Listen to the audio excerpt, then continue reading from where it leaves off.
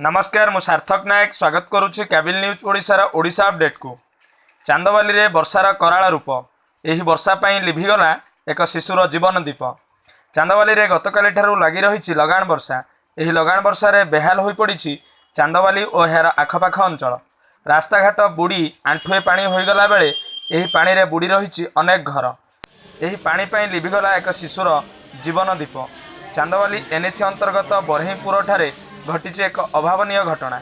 उक्त ग्रामर ज्ञानरंजन नायक पत्नी प्रियतमा नायक एवं तांकर शिशुपुत्र खटरे शोइथिबा समय घरे बुड़ी रही आंठुए पानी रे शिशुटी पड़ जाइथिला। किछि समय पर शिशुटी को उद्धार करी चांदवाली गोष्ठी स्वास्थ्य केन्द्र को अणा जाइथिले मध्य सेठारे डाक्तर मृत बोली घोषणा करथिले। एही घटना समग्र अंचल रे शोकर छाया खेलाई देइछि। Chandbali Nishikant Behera report, cable news Odisha. आज बुलेटिन को ये रखुचु। अधिक खबर पाई सर्च करंतु आम यूट्यूब चैनल कैबिल न्यूज ओडिशा। नमस्कार।